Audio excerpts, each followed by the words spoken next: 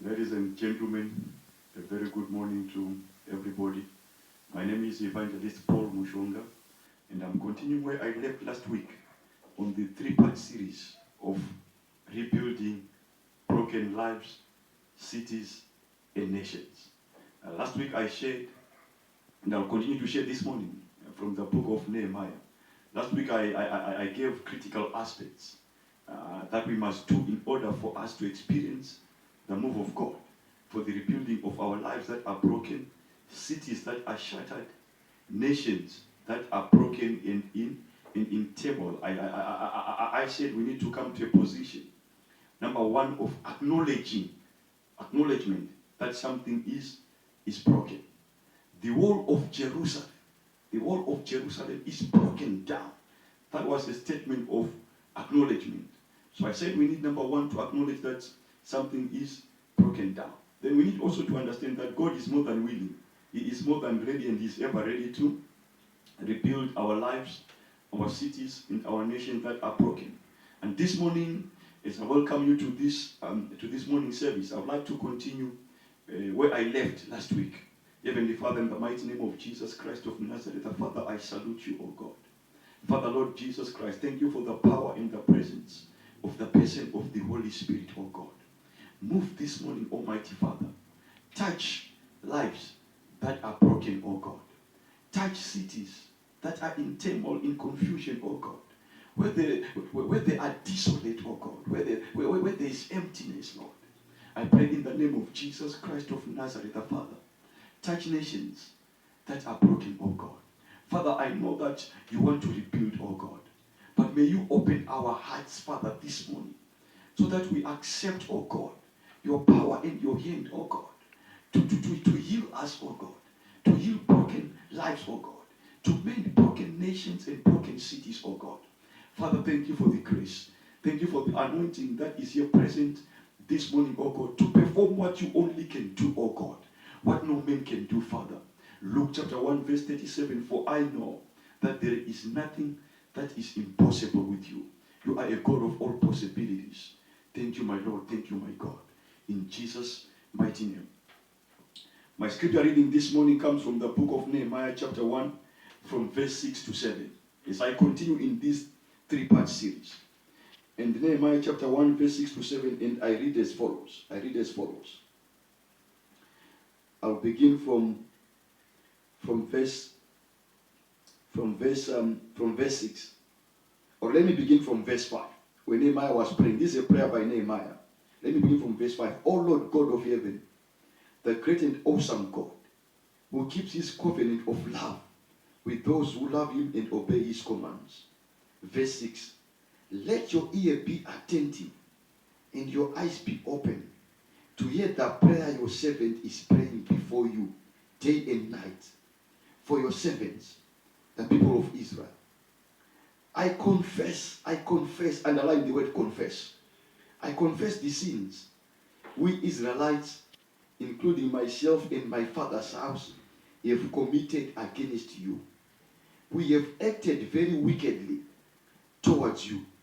We have not obeyed the commands, decrees, and laws you gave your servant Moses.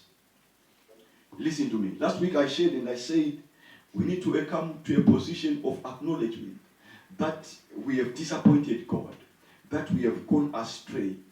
We need to come to a position of repentance. We need to come to a position of repentance. Nehemiah in this scripture, he is saying, he is humbling himself.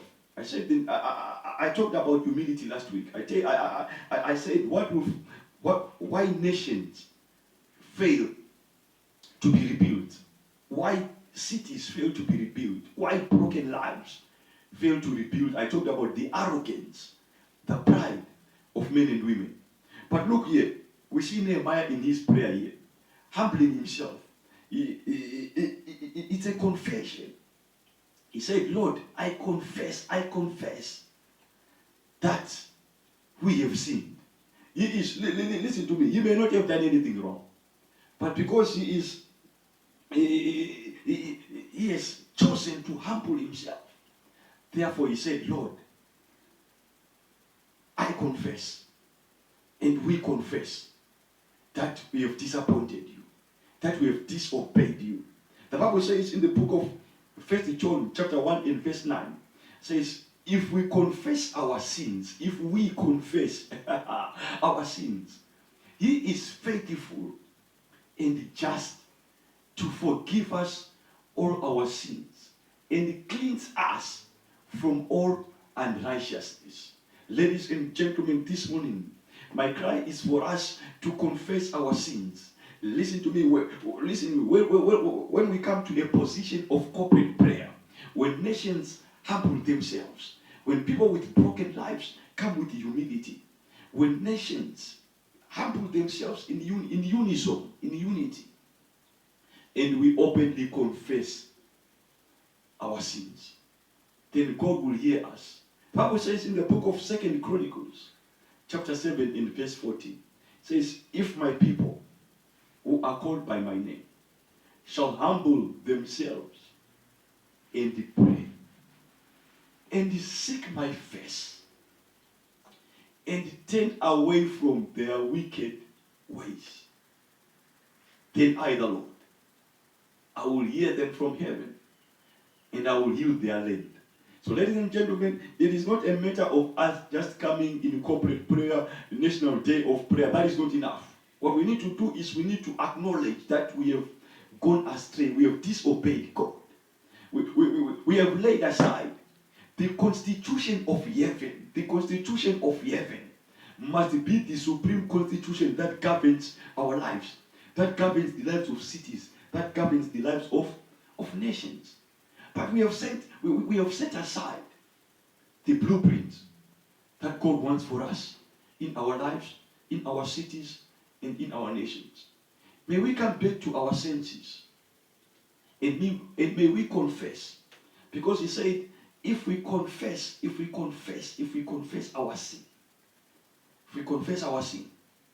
if my people who are called by my name shall humble themselves, the greatest sin that we have committed is disobeying God, laying aside the constitution of heaven. We have put our own constitutions. In our own constitutions, we have gone contrary to the supreme constitution of heaven. Therefore, this morning, this is why Nehemiah said, Lord, we have acted wickedly. Nehemiah came to a position of acknowledgement. He said, we have acted wickedly towards you. We have set aside the decrees. We have set aside the laws that you gave your servant Moses. That must govern our lives. That must govern our cities.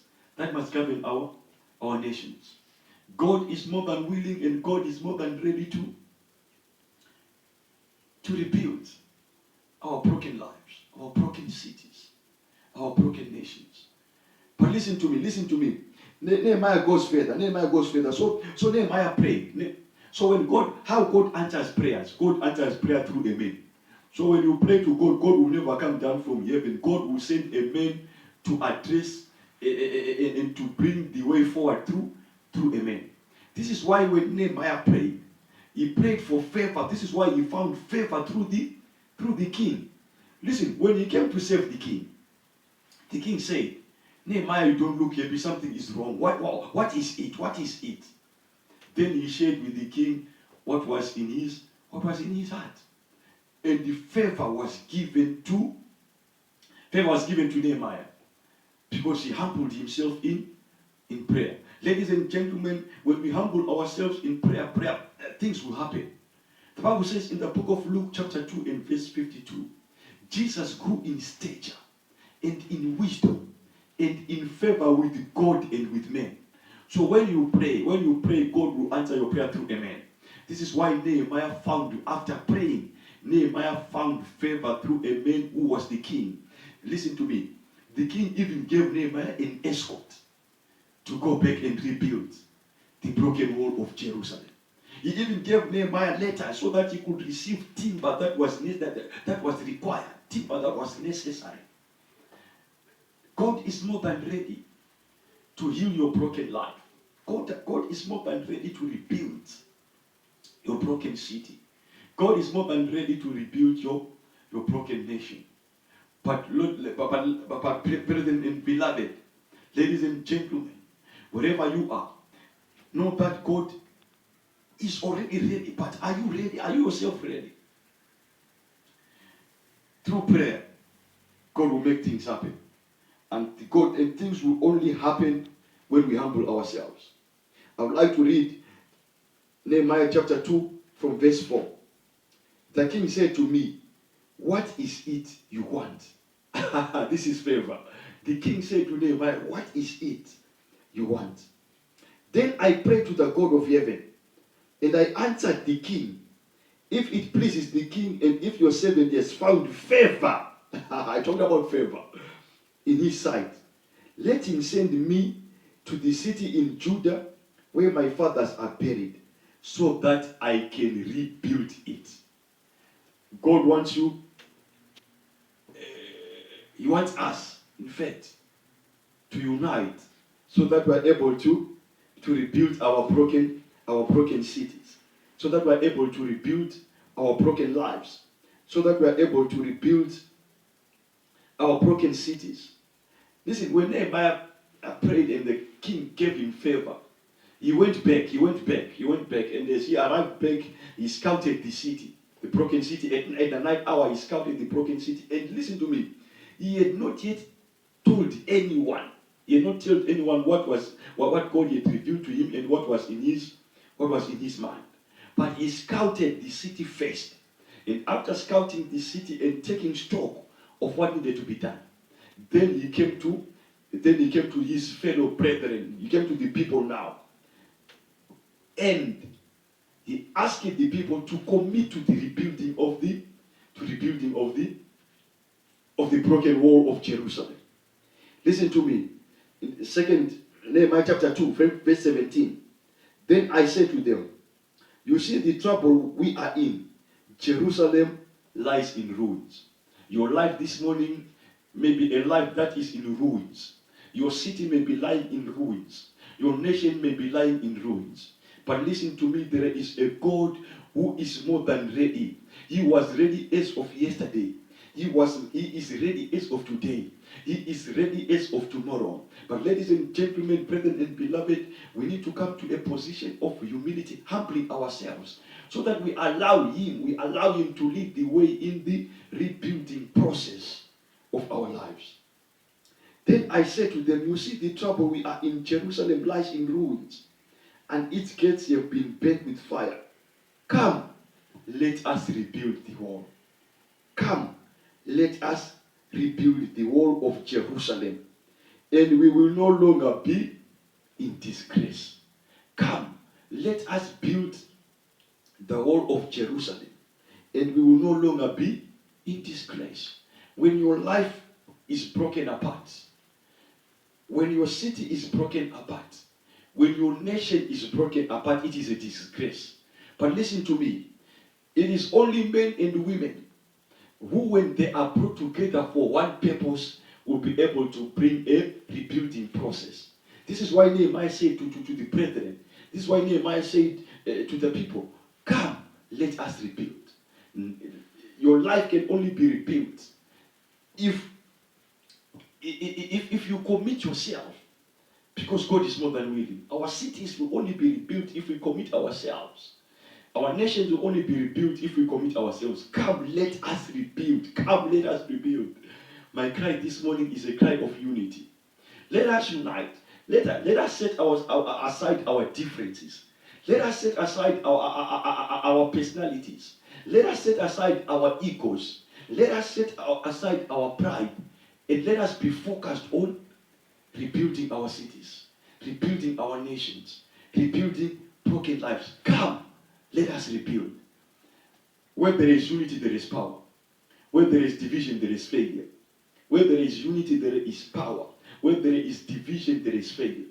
Come, let us rebuild.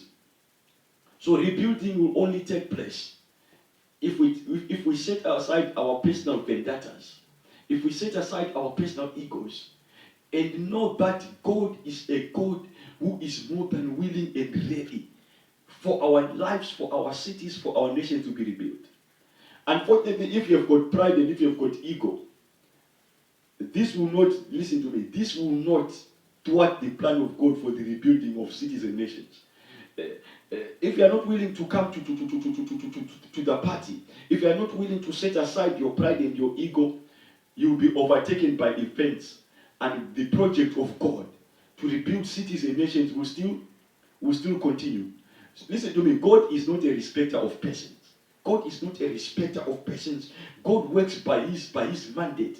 And his mandate in this dispensation, in this season, is for the rebuilding of what? Broken lives, broken cities, and broken nations. So my appeal to everybody across the entire ends of the earth is for us to come together in humility for the rebuilding of lives that are broken, for the rebuilding of cities that lie in ruins, for the rebuilding of nations that are in turmoil. Listen to me. Next week I will share about the mentality of Sanballat and Tobiah. Sanballat and Tobiah, the mentality. Listen to me. Because when Nehemiah began the rebuilding project, he faced opposition. In Sanballat and Tobiah, there was some of they are a representation of those that are opposed to the building aspect, the building notion, the building project of the Lord Jesus Christ. So if we have got the Sanballat and Tobiah mentality, unfortunately, you may oppose the rebuilding project, but the rebuilding will still continue. Listen, they opposed the rebuilding of the broken wall of Jerusalem. But this did not stop Nehemiah. This did not stop the people from continuing with the rebuilding aspect. Ladies and gentlemen, as I bring a conclusion to this morning's message, let it be your portion that you are not left behind in the rebuilding project, the rebuilding of cities, the rebuilding of nations, the rebuilding of broken lives. All we need is to take away the pride. All we need is to take away the failure to acknowledge that we need to be humble in order for us to progress and to be able to move in unison and in unity for the rebuilding of broken lives, broken cities, and broken nations. I believe God is speaking in this season because it is a window of opportunity for us to listen to listen to Him. And God works through His servants, and God releases a message through His servant. Whether people take the message to heart or not, it does not nullify the message. And I'm speaking through the inspiration of the Holy Spirit that this is a season, this is a time for an opportunity for the rebuilding broken lives, broken cities, and broken nations. I hope somebody out there's life will be restored today. I hope that a city that is lying in ruins, in desolation, will be rebuilt today. Hear me and hear me, you all nations who lie in ruin, who are desolate, who are broken. This is the message of the Lord. This is the word of God for us to unite, for us to humble ourselves before His throne of mercy, before His throne of grace, and for us to acknowledge that we have gone astray. We have acted wickedly towards you, O Lord. And Father, this morning, we come to a position of repentance. We come to a position of confession, confessing our sin, which is the sin of disobedience. Confessing our sin, which is the sin of laying aside the supreme constitution of heaven. Let your life be touched this morning. As I pray for you, this morning, as I end this devotion, as I end this preaching session for this morning, as I pray for you, as I pray for broken cities, as I pray for broken nations, I believe that we will come to our senses and will humble ourselves and we will unite always and regularly in order to continue confessing so that the hand of God, the heart of God, the supremacy of God will move and heal our land. Heavenly Father, in the mighty name of Jesus Christ of Nazareth, Father, I thank you, oh God. I thank you for touching a life that is broken this morning. I thank you for touching a city that is broken. I thank you for touching a nation that is broken, oh God. Father, in the mighty name of Jesus Christ, give us a heart of humility, oh God. Father, I pray that we will unite, oh God. United we stand, and divided we fall, oh God. But Father, I pray that this morning we are reconciled to your divine purpose, which is a purpose for the rebuilding of our lives that are shattered, our lives that are empty. It is your purpose, Father, for the rebuilding of our cities, for the rebuilding of our nations, oh God. Father, I pray, Father, Lord Jesus, that we will unite, oh God. Father, let your glory move, oh God. Let your mighty power move, oh God. In the mighty name of Jesus Christ of Nazareth. Shalom and shalom. Peace be unto thee. May you have a blessed week. May your week be blessed. May you experience the move of God for the rebuilding of your broken life. May you experience the glory of God for the rebuilding of your city that is broken. May you experience the glory of God for the rebuilding of your city that is broken. Thank you, my Lord. In Jesus' mighty name.